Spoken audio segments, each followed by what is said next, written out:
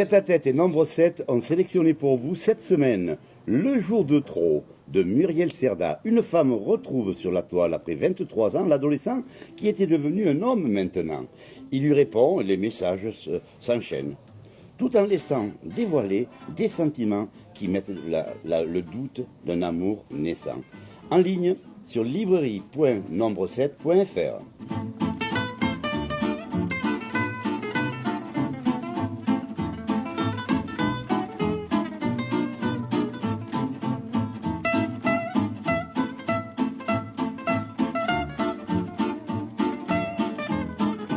Bonjour et bienvenue dans Tête à Tête. Pourquoi avez-vous accepté l'invitation de Patrick ? Voilà, moi personnellement, c'est pour promouvoir mon périple avec Maroula Watt et pour amener de la visibilité à Via Femina Fama, l'association d'élèves. Et moi j'ai accepté l'invitation de Patrick parce qu'en cette période de Grenelle des violences faites aux femmes, il était important justement de recentrer un peu le problème et de venir parler de nos actions à Via Femina Fama.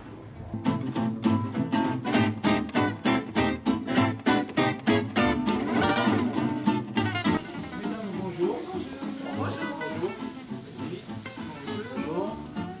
Bonjour. Bonne émission. Merci.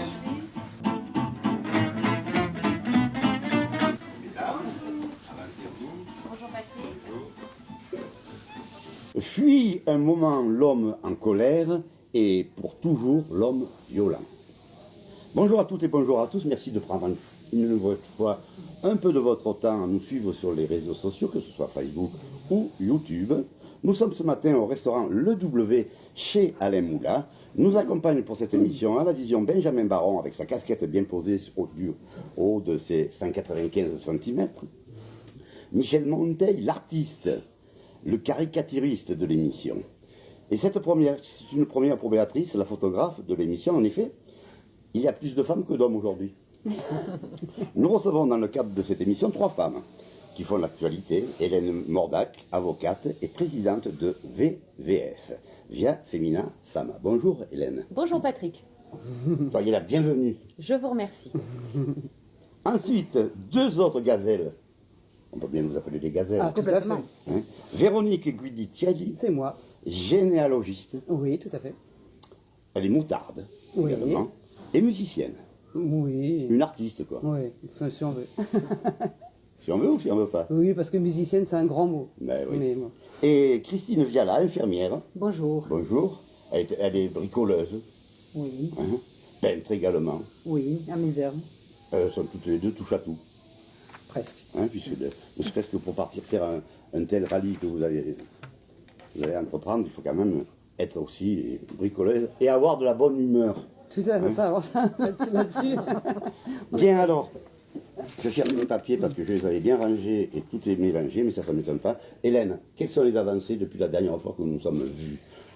Alors la première des avancées, c'est ce Grenelle des violences faites aux femmes qui a été donc lancé le 3 septembre par le gouvernement et qui met en avant un certain nombre de propositions, des propositions qui sont très intéressantes, que nous avions, nous, déjà identifiées depuis de nombreuses années au sein de notre association et au sein de nombreuses associations, qui consistent notamment à la formation. Le gouvernement vient de se rendre compte qu'effectivement, il était important, dans le cadre des violences faites aux femmes, de former en amont les services de police et de gendarmerie, les services de santé, l'école.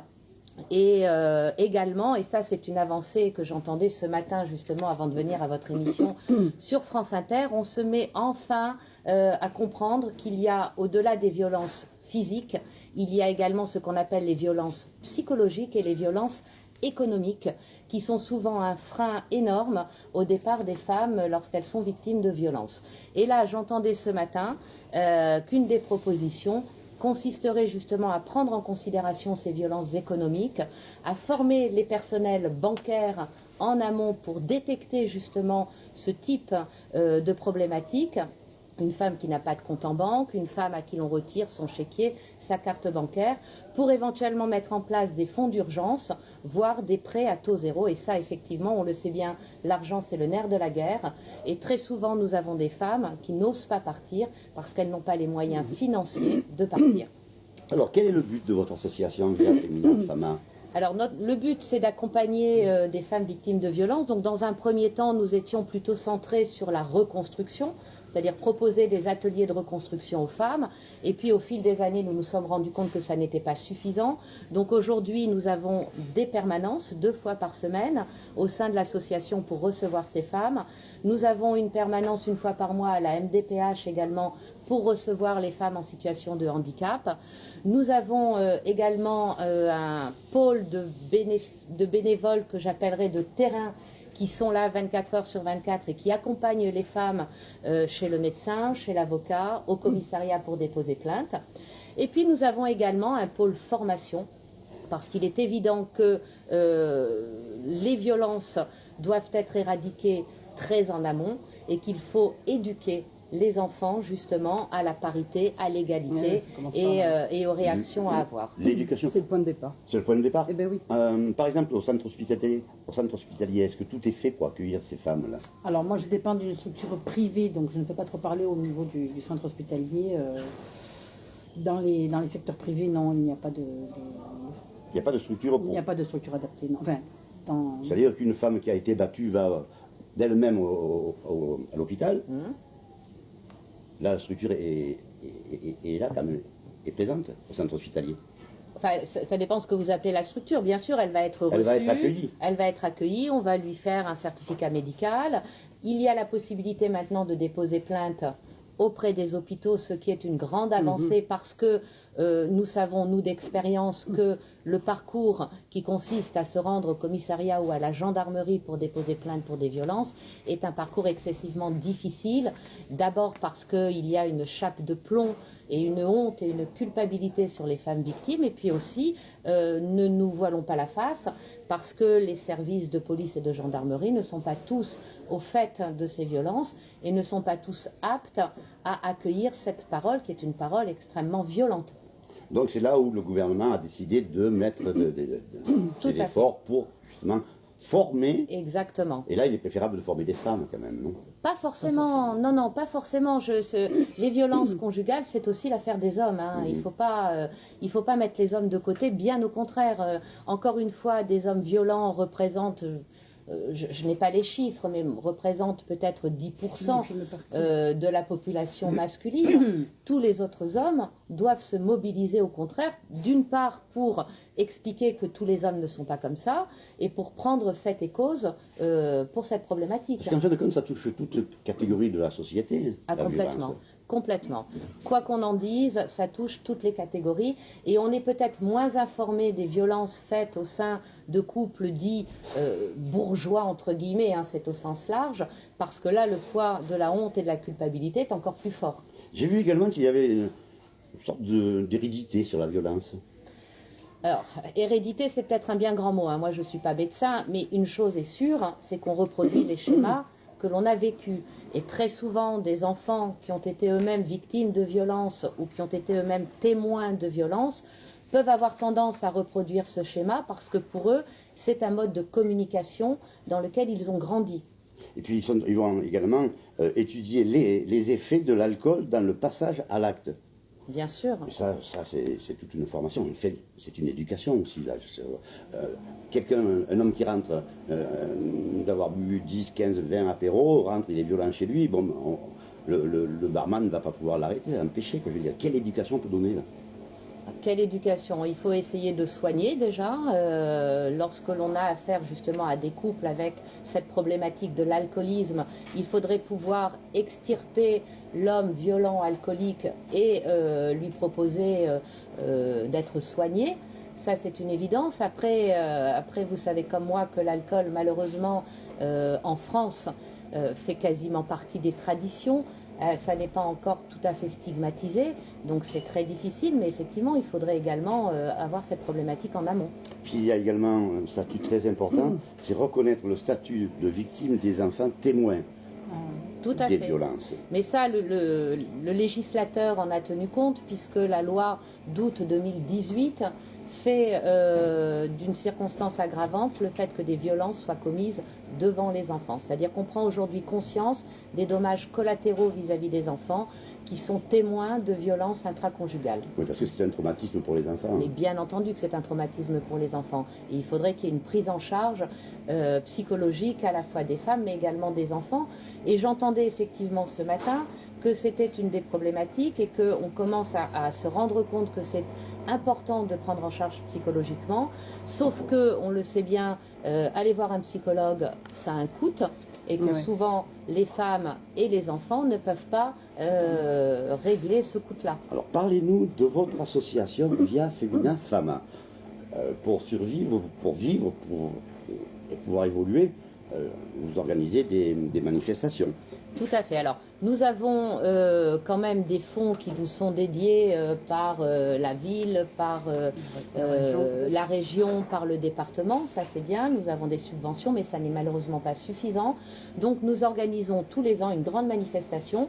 L'année dernière, c'était une vente aux enchères. Oui. L'année prochaine, ça va être une grande manifestation sur le thème de l'égalité de la femme qui va se dérouler le 6 mars 2020 chez Hasta Luego. Oui, très bien. Magnifique. Voilà.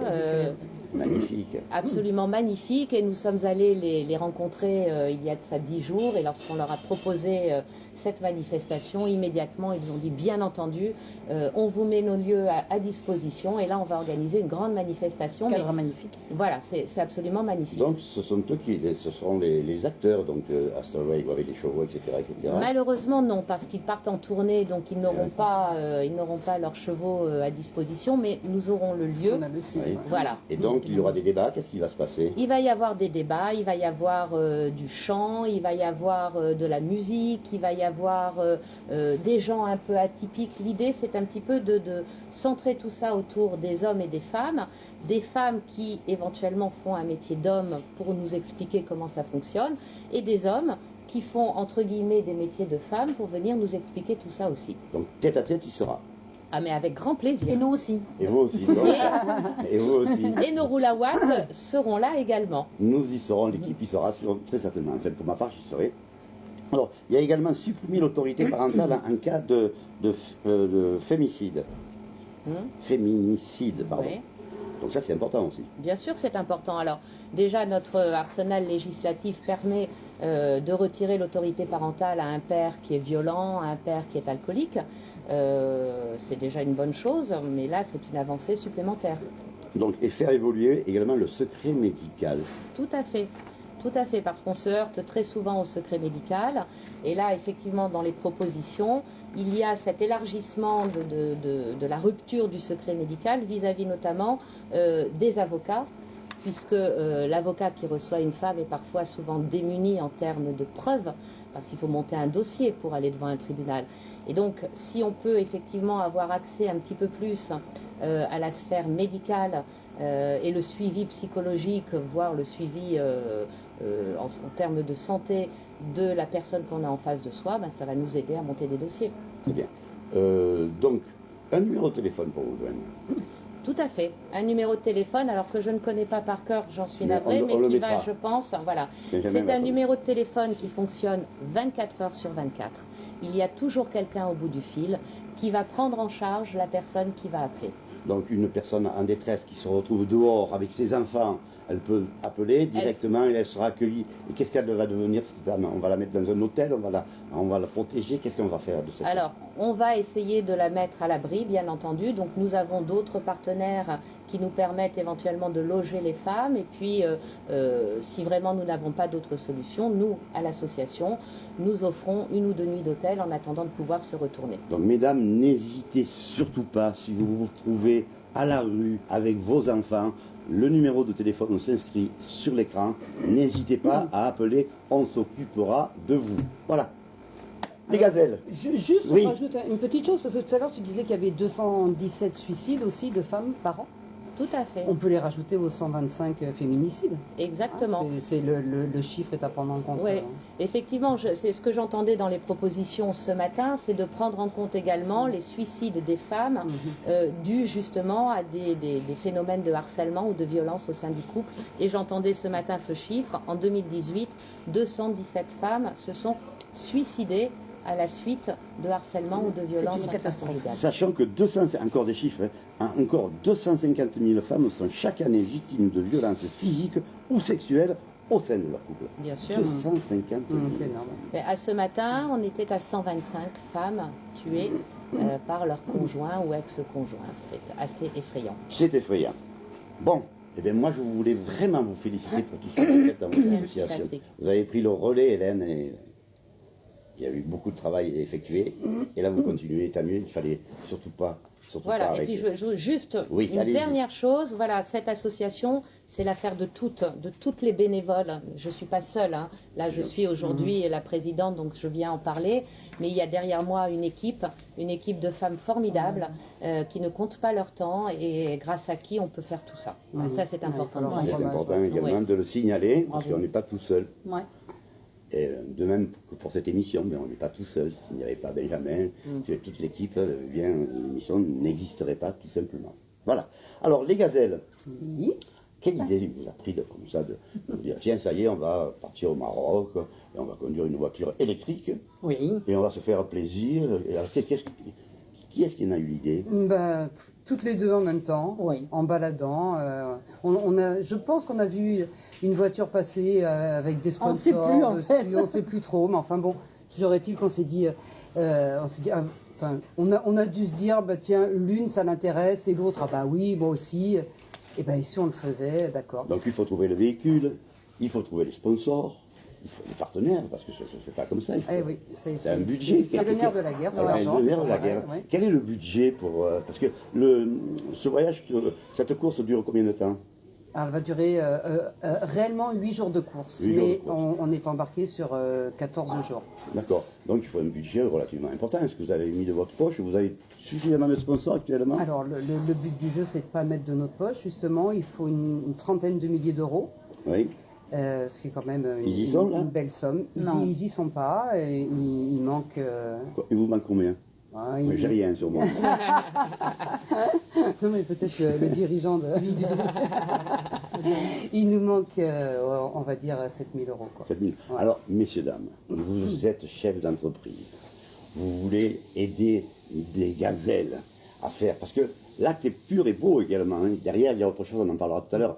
Venez, aidez-les. Là aussi, vous aurez les correspondances de tout le monde. Voilà, Hein. on promet aux entreprises d'être d'ailleurs ceux qui sont sponsors sur notre véhicule. Donc, Oui. nous avons déjà été suivis quand même par une vingtaine d'entreprises nîmoises qui auront leur nom sur notre véhicule. Donc Voilà. alors n'hésitez pas à contacter les fameuses gazelles parce que c'est important pour elles également qu'elles puissent partir. Sinon elles ne pourront pas déjeuner, dîner, à fait. etc. Vous croyez que vous avez le temps de déjeuner, elle me dit non. Non. Oui, Elle dit oui, l'autre dit non. On est vraiment raccord. Bon, alors, il y a un autre but. Alors quel est le but de ce rallye? Alors, c'est un rallye à l'ancienne. Oui. D'abord, Féminin. exclusivement Féminin. Exclusivement féminin. Qui fête sa 30e année. Cette année, c'est Tout à la fait. 30e édition du rallye Aïcha des Gazelles au Maroc. Le but de ce rallye est de joindre un point à un autre sans GPS, sans portable, bien entendu. boussole. On nous le Boussole. confisque. Boussole, compas, carte. uniquement. Et on doit rejoindre 2 points en checkant des balises, 6 ou 7 balises par Par jour. Voilà. D'accord. Nous alternerons conduite et Copilotage. tous les jours parce qu'il faut marcher énormément. Donc il y en a une qui se reposera pendant que l'autre. Et si vous ne trouvez pas cette balise, qu'est-ce qui se passe alors? On perd des pénalités. D'accord. Voilà. Donc au classement, vous descendez. Vous Complètement. régressez. Ouais. D'accord. Ouais. Et parallèlement à ça, il y a également une autre action, ce sont des médecins qui vont voir des... C'est ça, non? Alors Oui. oui, il y a une. Tu veux en parler ou... Oui, on peut en parler toutes les deux. Allez, hein. parlez-en, mesdemoiselles. Ben, c'est une association qui s'appelle Cœur de Gazelle, Oui. qui nous tient à cœur, hein, Oui. de même que Via Femina Fama nous tient à cœur, Cœur de Gazelle nous tient à cœur aussi. Et donc c'est la fille de la créatrice du rallye, qui Oui. s'appelle Voilà, exactement. Marina Vrilac, Voilà. Il ne faut pas dormir. Hein. fille de Dominique Serra, Marina Vrilac. Et elle a créé cette association en marge du rallye, et c'est une association humanitaire et médicale, et donc il y aura une caravane qui suit le parcours du rallye. Voilà. D'accord. Et cette année, on pourra, quand on aura récupéré nos balises, on aura accès au travail de ces bénévoles-là, quoi. Parfait. Donc l'équipage gagnant sera celui qui aura parcouru le moins de kilomètres. Et oui, tout à fait. Ça, c'est quand même... en pointant un maximum de balises, un parcours 100% hors piste, réactualisé chaque année. Oui. Complètement. Ah oui, oui. Et même chaque année, chaque jour, parce qu'on ne connaît pas la veille, on ne connaît pas notre parcours du lendemain. On le découvre chaque matin. Donc, oui, allez, vas-y. Pardon. Ce qu'il faut savoir aussi, c'est que c'est un rallye, c'est le seul rallye au monde qui a la norme ISO Quelque chose. Je l'ai. ISO 14000. Voilà. ça rallye propre. Donc c'est un rallye propre. Même les véhicules thermiques sont sur des bâches en plastique dans le sable. Nous ne devons rien jeter. Les bouteilles d'eau sont recyclées et servent à créer des murs pour créer des maternités, des maisons des crèches. Enfin bon, j'en passe parce qu'on ne peut pas tout. Il y a des camions incinérateurs sur place. Il y a des panneaux photovoltaïques, des camions de panneaux photovoltaïques pour les véhicules électriques qui le désirent pour se relayer directement en électricité. Enfin bon, C'est votre cas, ça sera votre cas. Voilà. ça sera notre cas, oui. D'accord. Et chaque année, c'est la 3e année qu'ils incluent des véhicules électriques, et chaque année, il y en a 3 ou 4 de plus. Voilà. Voilà. Et on sera 15 cette année. Cette année, nous sommes 15 véhicules électriques, donc des buggy prototypes qui rentreront peut-être pas dans la catégorie, dans la même catégorie que nous, puisque ce sont des prototypes de buggy. Chaque année, l'électrique évolue, et nous sommes à la 3e année des véhicules électriques sur le Et rallye. votre véhicule, vous l'avez acheté comment? Alors, on ne l'a pas acheté. On l'a loué. Bon, Ah, vous le louez. Oui. Et ce qui a un coût. Hein, ça nous revient à peu près à 10 000 € de Ah louer oui. le véhicule. Ouais. Donc, mesdames et messieurs, si vous avez une société, n'hésitez pas à les aider. Hein. N'hésitez pas, puisque vous aurez surtout tous les les renseignements. sociétés électriques, nous avons tapé aux portes Mais il de... faut taper à EDF, alors. sans donner les noms, voilà. Et nous attendons des réponses, mais que nous n'avons toujours pas. Ah ben, c'est pas ça arrive. Voilà, parce que juste, hormis les logos qui figureront sur la voiture, on va aussi récupérer la voiture une quinzaine de jours, et on va faire le tour de tous nos sponsors. Et donc, Bien on va sûr. faire des photos avec la voiture et les Publicité, entreprises, etc. un peu de publicité Donc, de cette le façon-là. départ non officiel, c'est Monaco. Oui, Il y a un certain prince là-bas qui va vous accueillir. tout à fait. Le prince Albert de Monaco est parrain des véhicules électriques en France. D'accord. Et le départ officiel à Nice. Alors, qu'est-ce qui va se passer à Nice exactement? Il y aura Vous allez le voir à Estrosi. Oh, oui, certainement. Il y aura 226 véhicules qui vont parader sur la promenade des Anglais. Oui. Donc l'après-midi, le matin, nous, on sera à Monaco avec le prince. Ça va être partout. Hein. Excusez-nous C'est le choix, hein. excusez-nous du C'est peu, le choix. Il a l'habitude des sportives. Hein. Il a l'habitude des sportives. Et l'après-midi, donc, nous serons les véhicules électriques, les premiers du cortège, donc sur cette promenade des Anglais, à parader avec la ville de Nice aux couleurs du rallye des gazelles. Parfait. Donc, alors, avant de conclure cette émission, un numéro à rappeler que nous vous affichons à l'écran. Une manifestation au mois de mars. Le 6 mars 2020 chez Hasta Luego, mais nous diffuserons plus d'informations, mais déjà retenez cette date. Vous passerez les informations, nous en parlerons. Tout à fait. Et une autre date, si je peux me permettre, mais les Roulawatt vous en parleront. Le 22 novembre, il y a une soirée à l'IFME avec les Sœurs Antiennes. Et tous les fonds récoltés seront reversés aux Roulawatt pour leur permettre de prendre le départ. Super, donc le 22 novembre également, retenez cette date et venez nombreux. À 20h. N'hésitez pas à nous en faire part, nous en parlerons. Juste un petit détail, parce qu'on n'en a pas trop parlé quand même. Nous avons décidé de faire ce rallye des gazelles pour défendre cette association Via Femina Fama, dont Hélène est la présidente, parce que cette association nous tient particulièrement à cœur. Vous avez bien raison. Et nous voulons dire aussi aux sponsors que tout l'argent récolté nous sert effectivement à faire le rallye. Et tout argent supplémentaire récolté, nous ferions un plaisir de faire De le reverser à ce l'association. chèque pour le reverser à l'association Via Femina Fama. Vous ne pouvez plus hésiter. Faites le geste. Merci Hélène. Merci Patrick de m'avoir reçu. Avec grand plaisir. Avec grand plaisir. Les deux gazelles, merci également. Bonne route. Oui, merci. Merci à vous. N'hésitez surtout pas à nous communiquer vos informations, nous les diffuserons. Nous n'y manquons pas. Merci à toute l'équipe de Tête à Tête. Et leur dire que je les aime tous et que je suis heureux d'être avec eux. À vous aussi, à très bientôt. Merci, bye bye et restez-nous fidèles.